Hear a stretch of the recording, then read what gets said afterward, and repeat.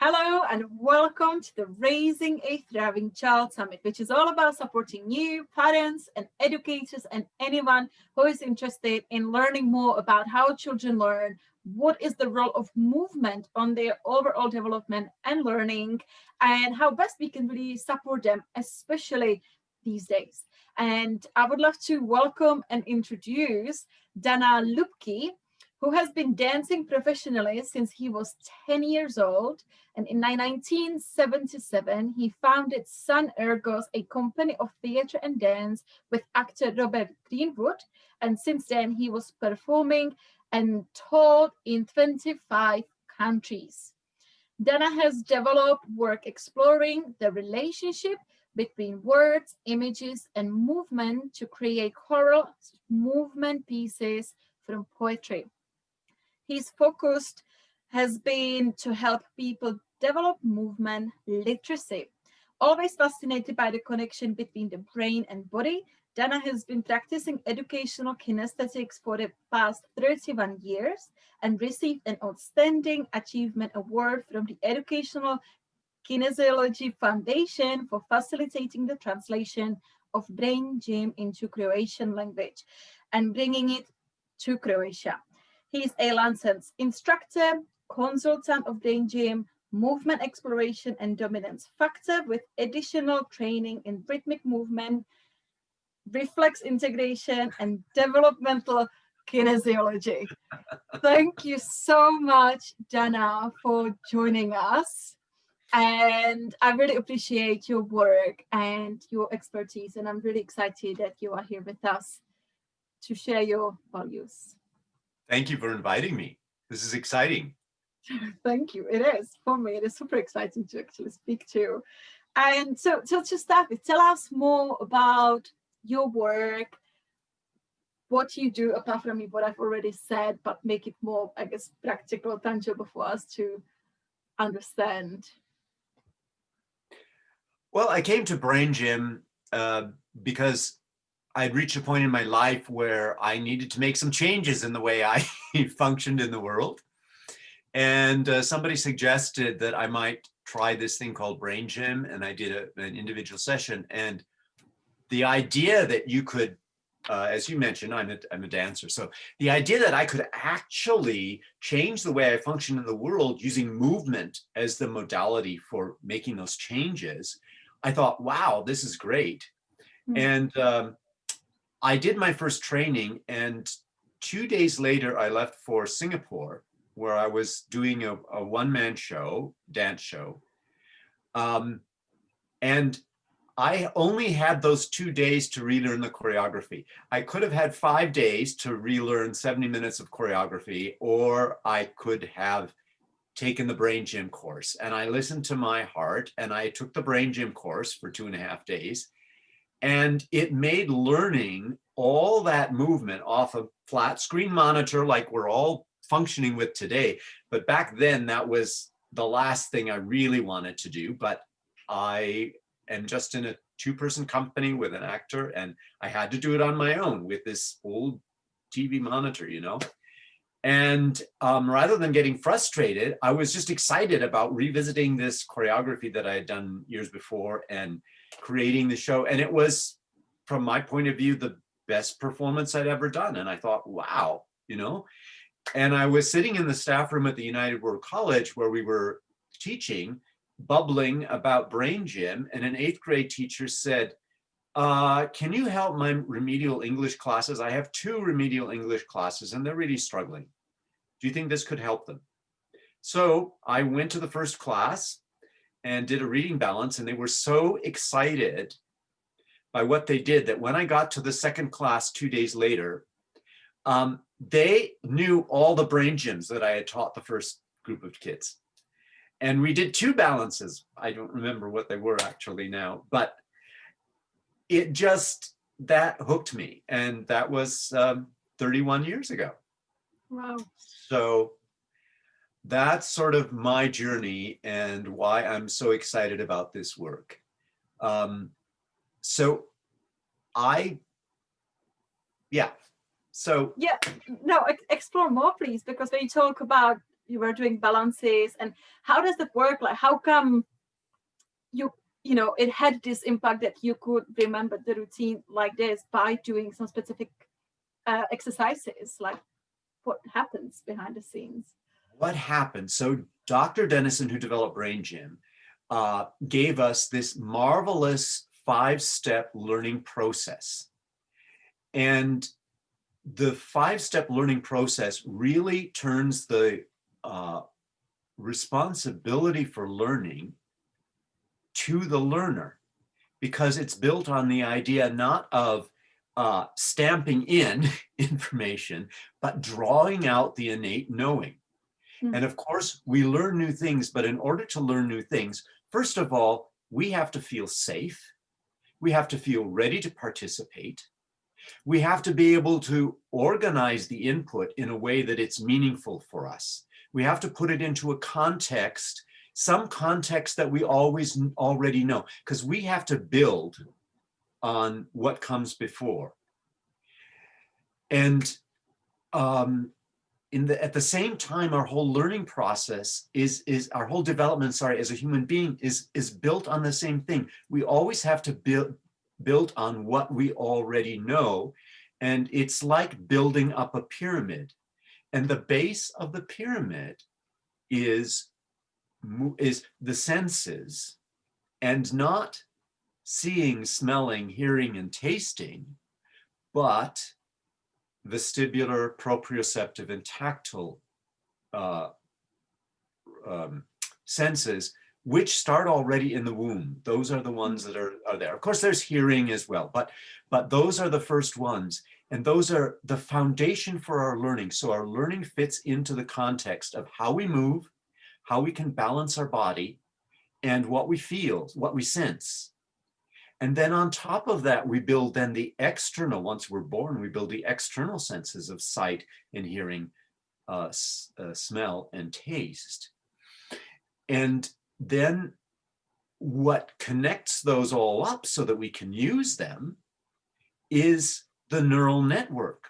But how do we establish a neural network in the brain so that the whole brain can use all its parts that we've grown in utero? It's movement. Movement creates the map. Movement creates the pathways. I call it the intranet. You know, we're all about the internet and how it connects all of us. And the result is there's all this learning. Yeah, but like, I don't know, people from all over the world may be able to look at these videos, right? Real connections. What does connection do for us? Wow, all kinds of possibilities. We have, but we have to develop our own intranet. So we need all those connections. And those are built by movement. So how are we going to know what movements to use? We have a wonderful inborn learning system. We're born with it. It's our manual. I used to say, you know, we don't get a manual at birth. Life is hard because we have to figure it all out. But we actually have our initial operating system manual, which is our reflexes. All those automatic, non-voluntary movements that you observe your children doing from the time they're born. So maybe you touch the palm of their hand and they grasp your finger. Well, I'm sorry to tell you, I used to be so excited as a kid when a baby grasped my hand, but they're not doing that because they want to hold your hand. They're doing that because the sensation of the pressure on their palm causes their fingers to flex and hold and learn to grasp. So we have the ability to grasp things. So it's amazing. We have this internal teacher. And Dr. Dennison realized we need to access that internal teacher and not have this model that the teacher outside knows everything. And we just need to open our mouth and it'll come in. But we have to have this, build it on our own bodily experience. And so each of those reflexes gets practiced until the body knows it so well. I like to say it's just bored with it. And it says, give me the next teacher. And so you have the next teacher.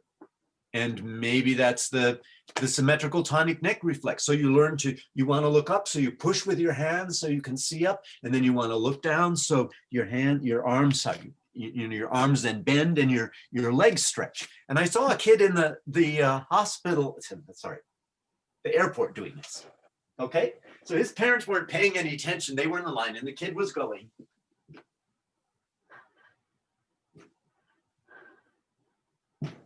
I thought, he's doing his work. Yeah. And that's why movement is so important for kids. Those reflexes combine into some basic movement patterns. There are 7. It starts with the first movement we do when we're born, which is the last movement we do before we die, which is breathing. And it moves up, and each movement pattern is, the reflexes provide the support for it. And then the movement pattern explores connection and differentiation. It explores really different, how we relate, first to ourselves, then to the environment. Mm.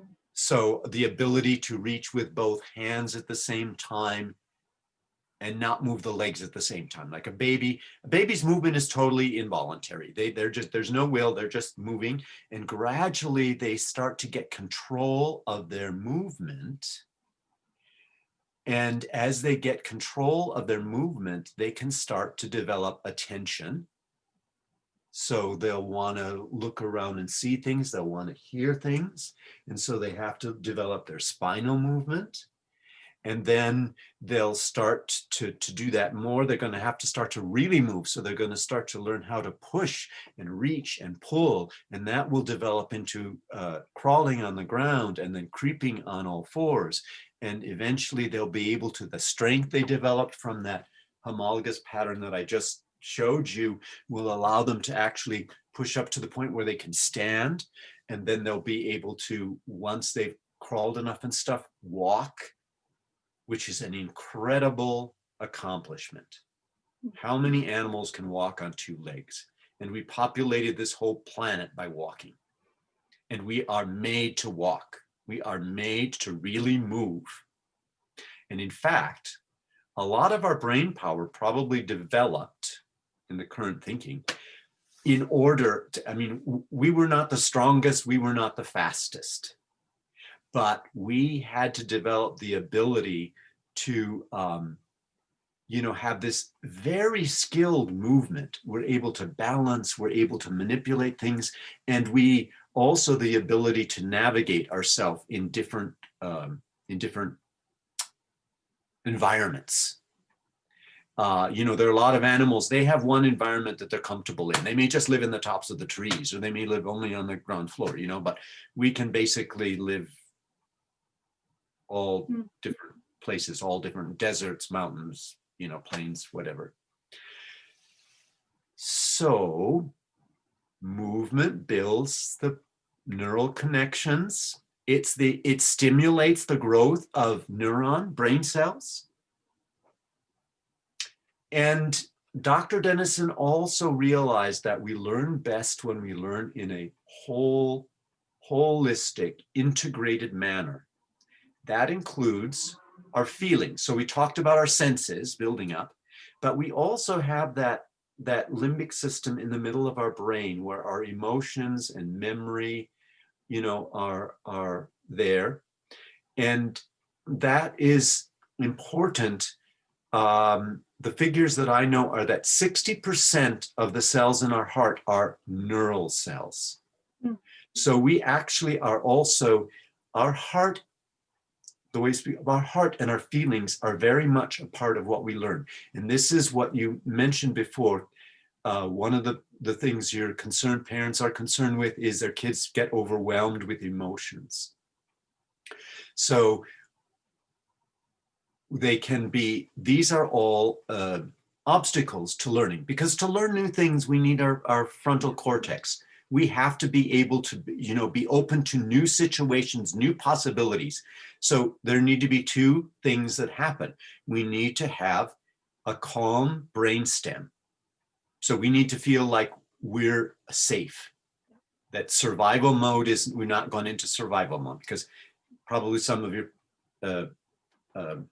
participants will talk about flight, fight response, and all those things that happen. The tension in the muscles, the hormones that course through the body, all those things that control what part of our brain body system is going to be able to function when we're in danger. So it's a protective mechanism. But one of the first things that's going to shut down is this. The other thing that can happen is if we get flooded with too much emotion, the limbic system in the center will block the access to the higher lobes. So Dr. Dennison developed, he saw this as a three-dimensional integration that's needed in the brain. We have to have a noticing bridge from the brain stem up to the prefrontal cortex, and we have to have the doors of the limbic system open so that we can connect with our heart as well to be whole.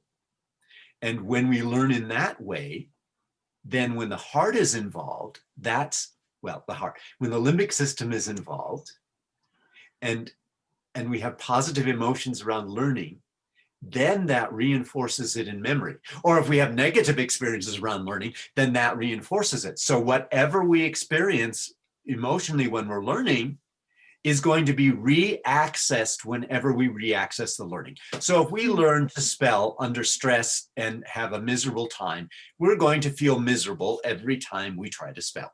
Yeah. So movement can bring us back into our bodies. It's like a disassociation, it's like trauma then. We're disassociating from ourselves. So Brain Gym is about going back into the body and drawing out what is there to support the learning, rather than trying to jam it in from the outside. That's so interesting. So can you give us some examples of Brain Gym and how to, let's say, manage some situations, some practical information or tools for parents when, let's say, when children are feeling overwhelmed? Right. And let's start with that. Okay. So you gave an example before. I want to make a distinguishing between some parents are finding that their kids are just jumping and moving all around. Well, I understand that may be stressful because the kids, everybody's in the house and they have to deal with each other. But understand that the way kids are going to develop the physical skills, because this was the foundation thing, is that you develop this, I talked about developing the physical control of the body. Think of it. Do you really think you can control your emotions and your behavior if you can't control your body? So by moving and developing those physical skills, they actually will be able to eventually be still. But if you stop them from moving, they will never develop the skills to be able to be still. Yeah. Other than compensations. Okay. So we're going to do a little thing together. I would invite everybody who's here. We're going to check out the condition of our brainstem. So we're just going to rock forward and back on our feet to notice what it feels like to move forward and backwards. This is something, if we're safe, we can move forward in life. If we're afraid, we're going to really not want to engage. So we call this checking our participation midline.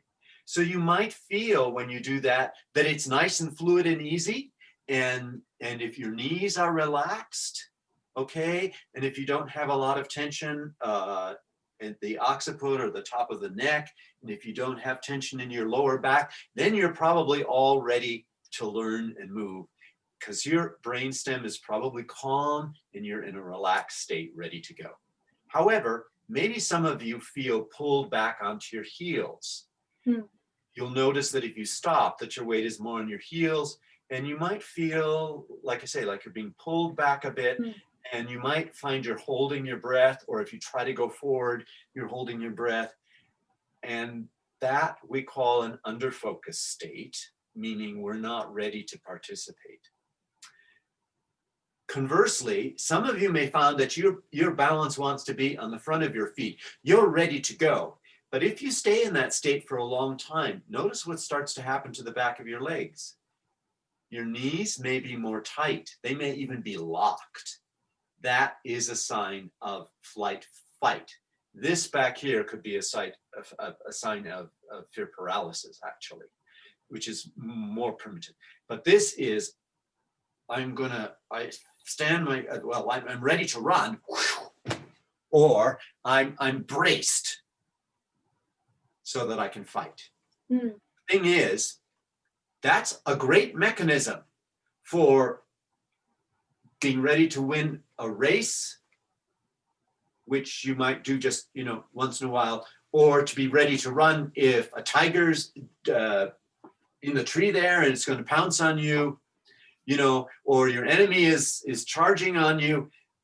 That's great, but to be in that state all the time is going to put a lot of stress in your system. So we do some very simple things. The nice thing is that even though the stress causes that tension in the back of the body, if we release the tension in the back of the body, it also releases the stress in the body, and we'll find we're ready. So try this. You can stand, I normally advise people to stand either just at a wall, about your foot length away from the wall, or you can hold a chair or a table or a counter just lightly. It's just to keep your hips straight facing forward, because you want to stretch up the back of your muscles. So you're going to stretch one leg to the back, and you're going to bend your front knee and press your heel to the ground. It's like the runner stretch, but as you do it, you're going to exhale. So exhale and inhale. You have to keep both feet facing forward, because if you rotate that foot out, and some kids will do this, they need to see where their back foot is because they haven't developed that proprioceptive sense. And then your leg will turn out, and there's going to be no stretch in the hamstrings on the back of the legs that you want. Okay? And you always do both sides, of course. And people always ask, how many times do you do this? Well, you do it you start to notice in your body what your body is telling you. Ooh, there's still some stiffness there. So I'm going to do it again. It's still lengthening for me. So I'm going to do it until it feels done, until the process feels complete. Okay, so now if you do that rocking again, notice if your weight has shifted. Notice if your knees are more loose. Notice if your neck is easy. Another thing I could have said at the beginning was to ask you, when you look out with your eyes, what is that like? Are you staring at what's in front of you, or can you kind of see the whole picture? That's another thing. Am I able to put details into context, or am I like the deer in the headlights? Another example I could give would be if people are feeling flooded with emotions.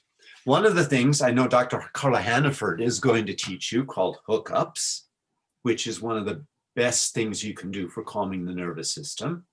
So I'll just review it, because this is really, really so useful. I had to teach once a class of 50 kindergarten kids at one time, and I did this with them, and they were all perfectly quiet breathing. So we're going to cross our ankles. You can do this standing up too. Maybe you'll be able to see me better. You can do it standing, sitting, or lying.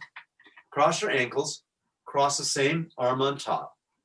Thumbs up, thumbs down, fingers together. Rest your hands on the sternum.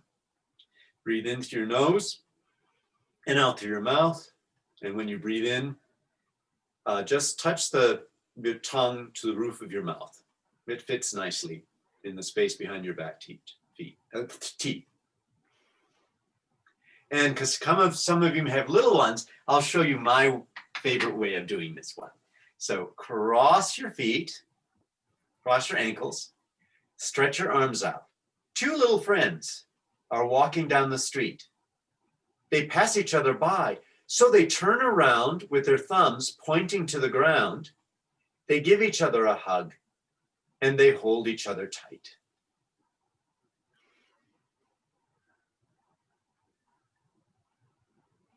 And I'm not going to take time for you to wait, but try this by yourselves and notice what happens in your body. Just notice what happens to your breathing, what happens to the tension in your body. Okay?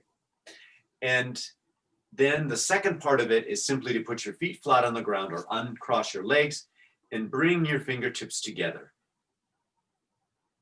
This is the second part. Just take a couple more breaths. And this we call the integration metaphor. So it's a metaphor for both hemispheres of the brain being connected and working together. That's important because we have, functions tend to be in one, the two hemispheres of the brain both have specialities that they function with, and we need both sides. So for higher level thinking, for critical thinking, for problem solving, for creativity, we need to both have access to what is normally the right hemisphere, which sees the big picture in the context and dreams about new things and is non-judgmental. And we also need the left hemisphere, which has the language, which looks at the details, can analyze, so you can actually manifest those dreams. Another thing for emotional overwhelm, we call positive points. In Touch for Health, it's called emotional stress release points. So they're neurovascular holding points on the forehead, but I say midway between the eyebrows and the hairline, but my hairline is moving. So sometimes I want to ask somebody, do the positive points move with your hairline? I don't think they do. Anyway, but so you just hold lightly, like you were holding down the wings of a butterfly. If you imagine a butterfly was perched on your forehead and you didn't want it to fly away, but you don't want to smash those wings. And you just hold and breathe. And if there's something that's troubling you, this is a great one.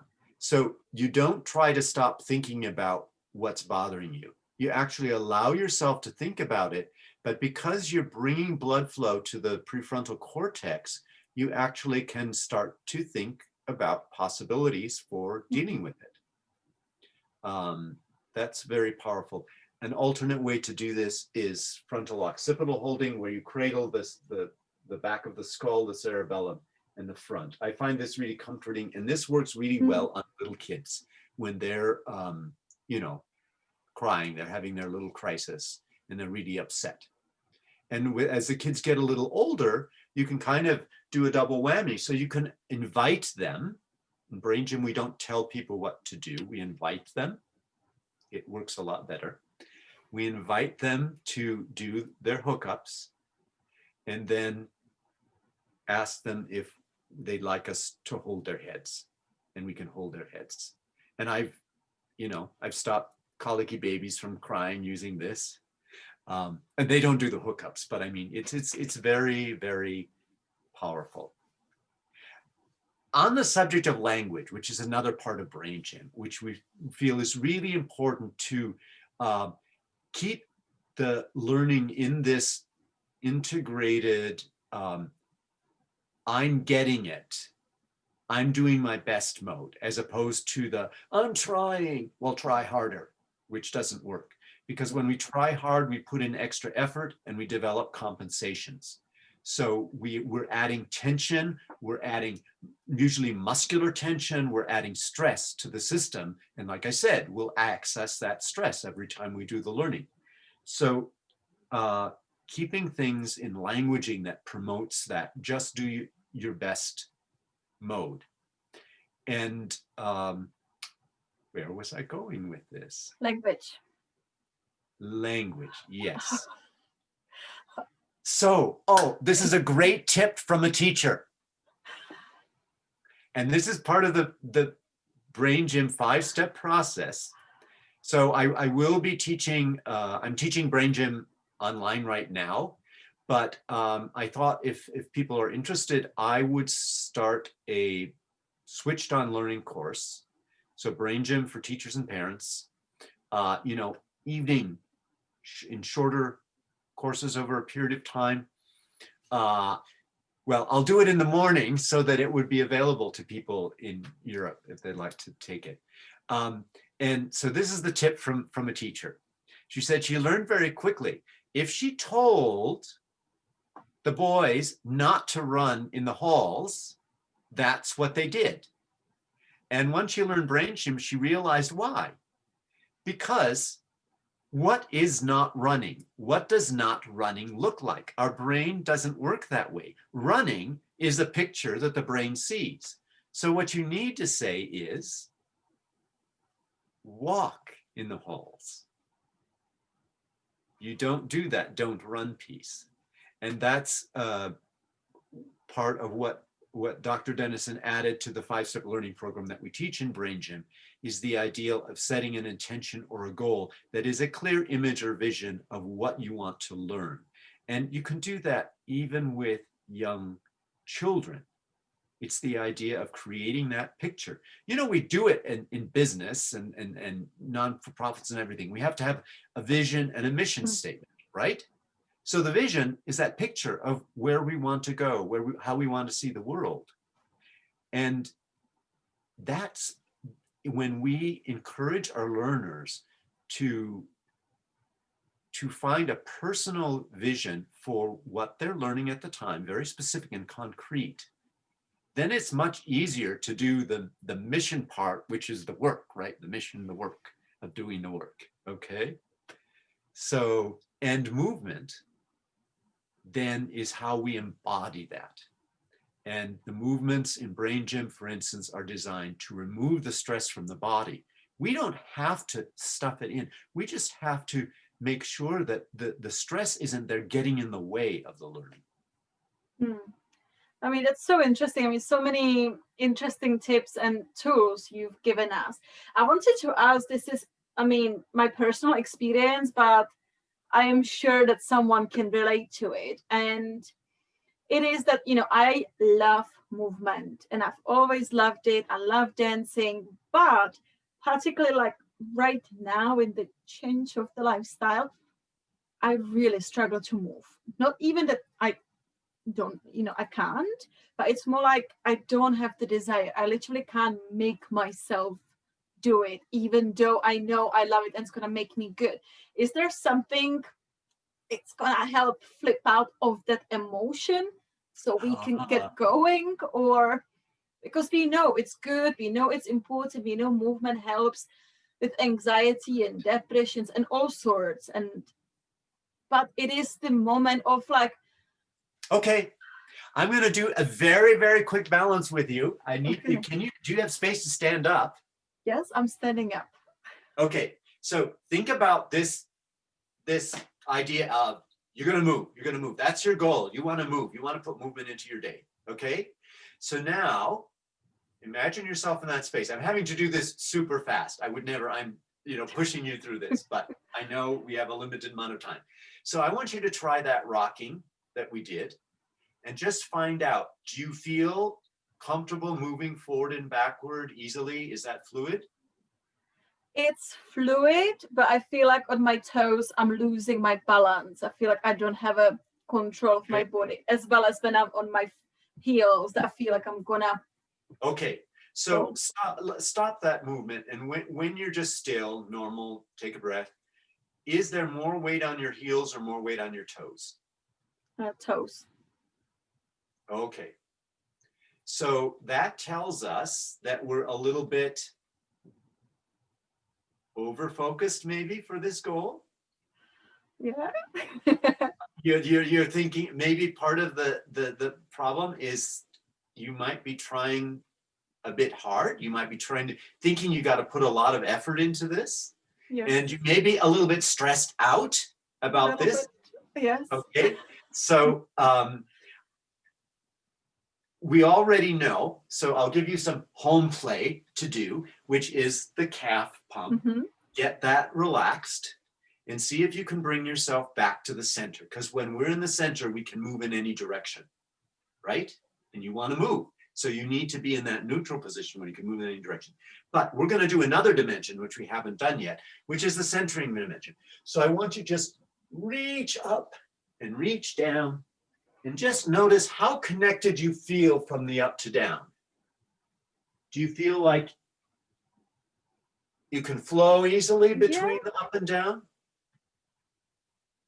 Yeah, it's good going down. It's a bit harder going up. It's a bit more effort. Interesting. Okay. And so when you go up, can you still go up, just really reach up, and do you still stay connected to the ground, or do you feel like you're just gonna fall over and? Yeah, I'm feeling like I'm falling forwards.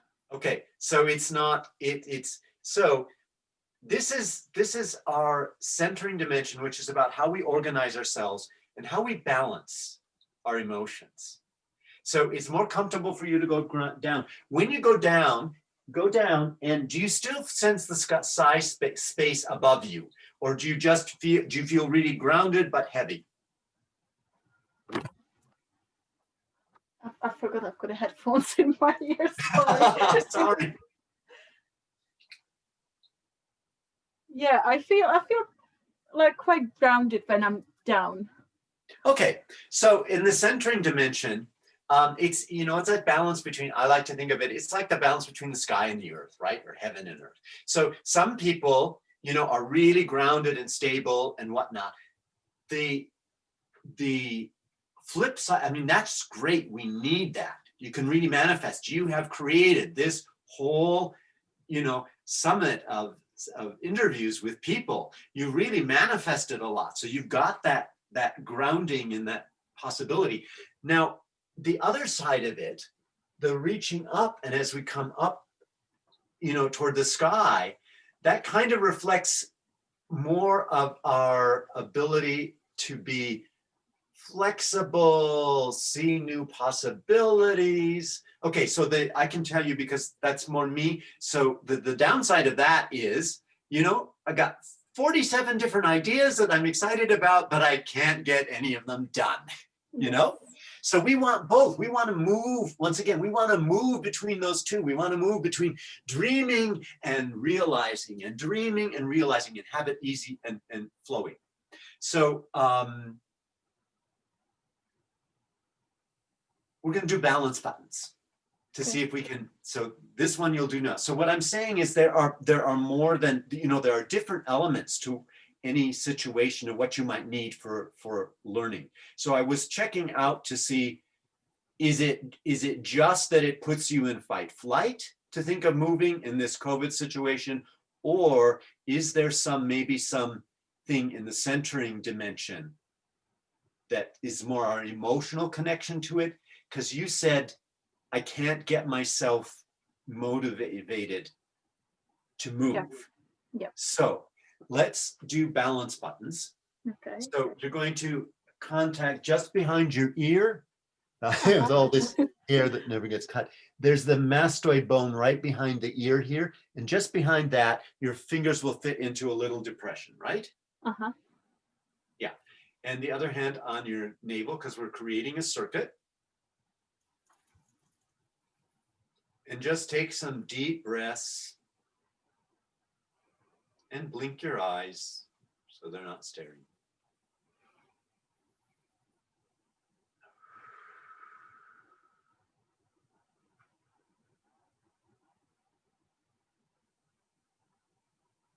So this would be a great one for those little kids that are jumping around all the time and having trouble being still. So developing the vestibular system. We're right outside we're activating our vestibular system. Because we need, in order to be able to still, we have to be able to balance.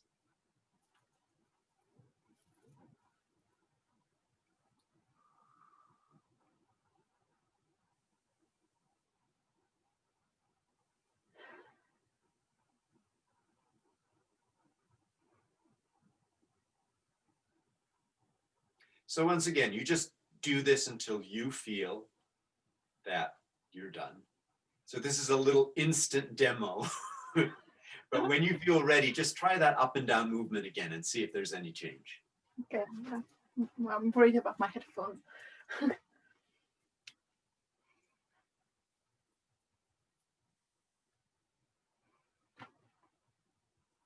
Yeah, it's easier to go up. When I go up, I go to my toes. I feel like I'm still losing balance. But when I go down and I'm going up, it is much easier to go up actually. Okay. It's So maybe interesting. that you saw some change, right? Yeah, definitely. That's learning. Learning is change. Yeah. And when we experience it in our body, then that's what in Brain Gym we would say was embodied learning or so you know there was a change. So maybe that's something that you might do every day for a bit. Think about your goal of being able to, incorporate movement in your life. Do, check your hamstrings. Are they tight? Are your knees, do the movement for the focus dimension, the participation as well, and just see over the What next few happens? days. Maybe by the time of the launch of the summit, like you'll be dancing. Maybe, yeah, I hope so. Thank you so much. I mean, I didn't expect to be actually coached live like that. That's amazing.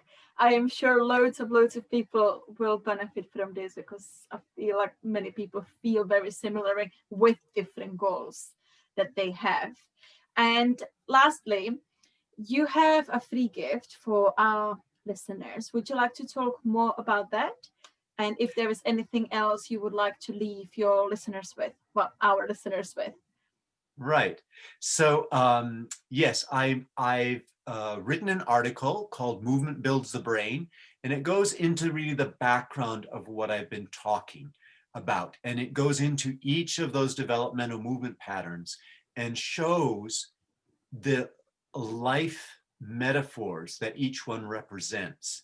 So it shows how movement really connects with who we are and how we learn. So that's my free gift. And yes, and I'm going to be, as I'm aware, when COVID first started, we all just sort of went like this a bit, and I started figuring out how to teach online because I actually love interacting with people, and it's amazing. I mean, we're doing that. We're Yeah. doing that. We're adjusting to this new world, and so now, thank you for inviting me because it made me more aware that there really is an audience out there for doing this work. It was hard to actually get parents oftentimes to do this work in the past, but now that it's online and they can do it in their homes, I'm going to be offering a switched on learning course for parents, and it'll be evening. I'll do one, for evening times in the North America and one for evening times in Europe. Amazing. Thank you so much. I really appreciate you and your work that you do. And thank you so much for sharing your wisdom and your expertise with us. And all the best.